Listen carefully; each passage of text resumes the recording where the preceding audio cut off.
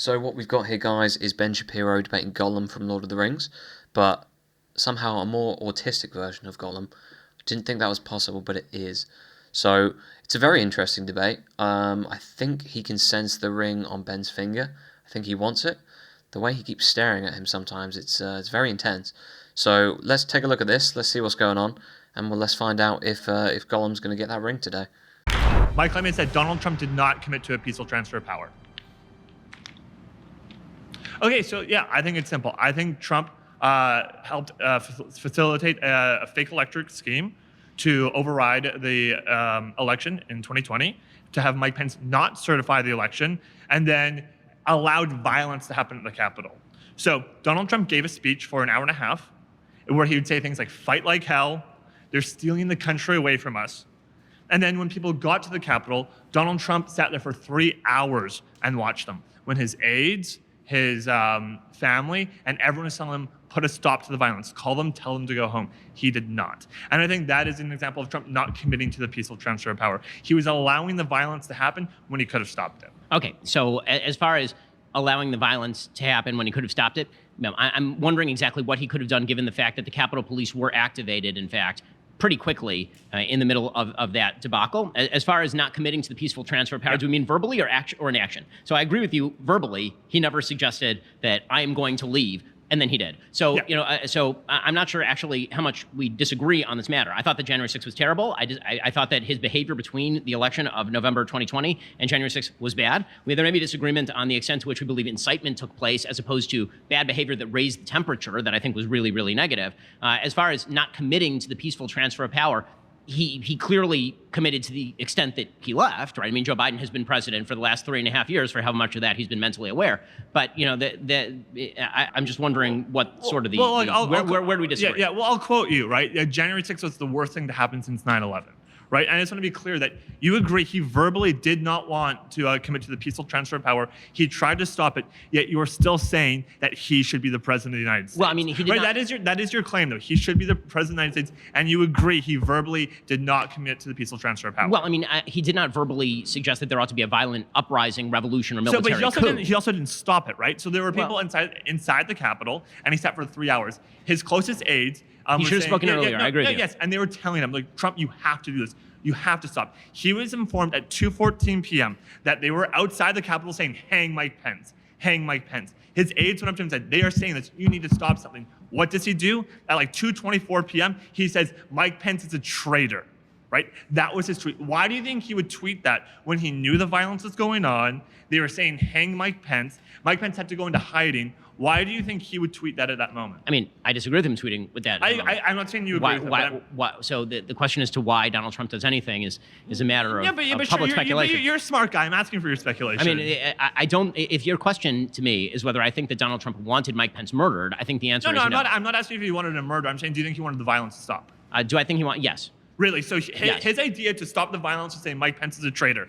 I think that he was in control of the forces that he was in control of, and the Capitol Police weren't in control of Nancy Pelosi. What was he? He was the president of the United States. Right, and the military was instead of saying, "Hey, get out," he said, "No, Mike Pence, you're a traitor." Okay. Why do you think he would say that at that moment? Okay, I just expressed to you that I can't see into his head because I have a hard time. But you can make a guess, though, right? But can I ask you why you think he did that? Why do I mean, you said that he didn't want to be hung. So this is what I think he didn't want to be hanged, right? Yes. You said that. Yeah, so I don't think he wanted to be hanged. I think that Donald Trump was indifferent to what happened in so far the violence Mike Pence.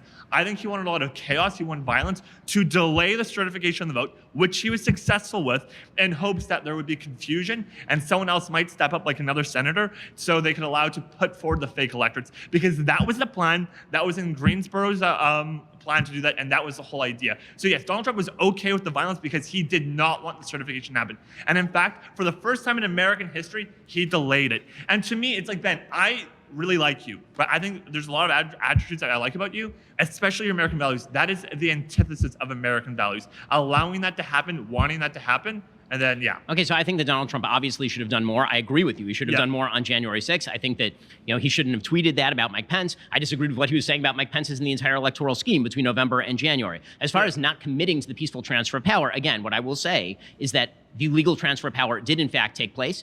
He did not, in fact, initiate a militia to storm the capital of the United Trump's States. will. Okay, but that's the issue. I agree. It happened because of the guardrails of democracy, but Donald Trump did not want it to stand. Okay. Do you agree that Donald Trump did not want that election to be certified? I mean, sure. So he did not want the peaceful transfer of power then. I mean, if the election had not been certified, then there still would have been a legal process that took place, right? I mean, the question as to you would have been hold on, against can I ask that. the opposite for just a second? Of course. So is your contention that Donald Trump actually would have been in favor of, for example, like a military coup Yes, to keep himself in power? I think Donald Trump absolutely would have, and all think evidence, that's a stretch. all evidence points that he was trying to find any way he could stay in power. Okay. He was, and this is gone. I think he was trying to find. I think he was trying to find any way to say that he didn't lose. I don't think that he was trying to activate any way that he could stay in power. That's not quite the same thing. No, him saying that he wasn't trying to lose is different from him sending down fake electorates with fake signatures to fraudulently steal the election. Okay, in order for there to be an insurrection, for example, you'd have to activate the military. I didn't say an insurrection. Okay,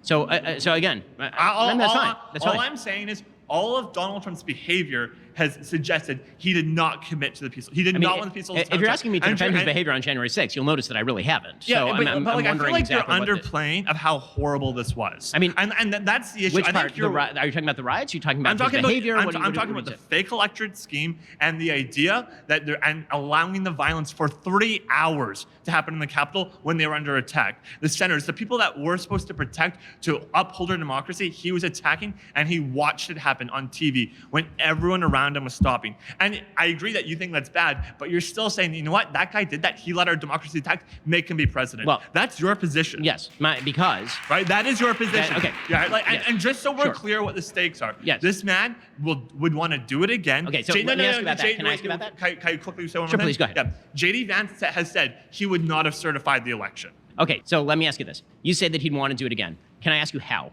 I mean, he could do like the exact same scheme with fake electorates, except that this time, you know what? JD Vance would be like, yeah, I'm not certifying the election. What do you mean? I mean, all Mike Pence had to do was not. No. But practically speaking, yes. He is currently not in office, correct? He's not the president of the United But you want him States. to become president. And yes. so I agree. Do. If he's not president, he can't do it, correct. Which is why I don't think anyone should vote for Donald Trump. So wait, so I have a question. Do you believe, and this is really the question, because if you're talking about he's going to do it again, the only opportunity that he'd have to do it again, presumably, would be if he won and then he were running for, say, a third term. No, I disagree. I think he can do it for someone else. He might do it for another candidate that he likes, that'll uphold the MAGA values. MAGA has taken over the Republican Party, much to your chagrin. I agree, it's bad, but he absolutely would do that again to someone who's loyal. And JD Vance has said he would not certify the election. Okay. I think that's a real threat. And you've already acknowledged that you can't predict Trump. You can't even know why he'd be thinking anything. How could you say that won't be a threat? Because I find it highly implausible that Donald Trump is so caring about somebody who's not Donald Trump. Really? What about Donald Trump Jr.? You think he's going to do that for Donald Trump Jr.? I think he'd do it for Donald Trump Jr. I think really? he'd do Vivek Ramaswamy. I think he would do it for anyone who's loyal to show that they're still upholding the MAGA name, and he will want the Democrats to lose. You're entitled to your opinion on it. I think that's radical catastrophism. I think that it already happened once, right? You're saying it's radical catastrophism that almost happened once. The only reason because the conditions are not the same. And it's not possible for them to be the same. Okay, when it comes to the actual election itself, and you say, and you want him to be president. Okay, let me be clear about my position throughout this election cycle. When there were primaries, I was not supportive of President Trump in the primaries. When it comes down to a binary election, everybody now has a choice. Okay, there are only 2 candidates left. I've made pretty clear, I think, over the course of this debate, the myriad reasons why I don't support Kamala Harris. Okay, now Donald Trump is on the other side. So the question is, what am I supposed to do? Am I supposed to sit it out? Am I supposed to I think you're not supposed to vote for the person who you said helped do the act that was the worst act in America since 9/11. I don't think you should vote for him. Okay, call me crazy. I think that when someone is trying to overthrow the election, you shouldn't vote for him to be president. Okay, is that like such a crazy idea? I think that the bottom line is that when you're in an election, you vote for the person you think will be the better president for the country. And what I liked about President Trump was his first term, not his activity between November and January. That's the simple answer. You're not going to get me justifying January 6th. You're not going to catch me pretending that I think his activity on January 6th was good. I also think that it is an act of catastrophism to suggest that Donald Trump is going to facilitate the same exact thing he did on January 6th because the conditions are not the same. In fact, if you want to prevent him from doing the same thing, probably you should vote for him because then, when he's president again, he's not going to be able to run for a third term. I think gambling with democracy is dangerous, and that's what you're suggesting we're doing. We already have a man who's shown that he would overthrow the election. You're like, you know what? Let's roll the dice again. again. Let's see if he does it. No. You agree it's possible he might do it, right? No, I don't think You think that's it's impossible. He might for him not do to that. overthrow the election. For I don't think. for him to do the same electric plot and not certify the election, you think that's impossible for him to do again? Yes, I do not think that will happen There's again. no possible world where that happens. I do not think that he is going to have the capacity. Yeah, with a- I mean, we already seen him do it once. We never seen it's impossible to do it again. Yeah, I just find that I have a bit question. crazy. How's Chuck Schumer going to facilitate Donald Trump's fake elector scheme? Sorry. How would Chuck Schumer, the current Senate Majority Leader, facilitate a fake elector scheme? I'm acting on a practical level. That is not going to happen. So again, you can think whatever you think about Donald Trump's intent. I can think whatever I think about Yes. Donald Trump's intent. In order to actually, commit a crime, let's say this is a crime, you'd have to have motive, means, and opportunity. Okay, he doesn't have means or opportunity, so it makes it difficult for me to believe that he would do this. Yeah, I think he will. I mean, all evidence. Sorry. That's All right, thank you Thanks so much. That was You a fun bet. time. Thanks a lot. This is the second time we've met too, by Oh, the really? way. Okay. Yeah. So this guy, to me, in a lot of ways, his facial expressions sort of summarize so much of the Democratic Party. The craziness in the eyes, the lack of a jawline, the weird long neck, just the face, how much he leans forward, leans over and gives that Gollum stare to Ben. There's a lot of things going on here with this guy. He's too stereotypical for a liberal. The only thing he's really missing is sort of the balding pink blue hair, which is a shame. But maybe there's not enough testosterone in him to make him bald yet. I don't know. Just something very strange about this guy. Seems nice enough, but just the typical liberal without the hair colour. It's something you love to see, guys. Anyway, if you want to see more of the Jubilee debate video, I've got a couple more videos I've uploaded from this, just highlighting some of the better clips from it, so check them out.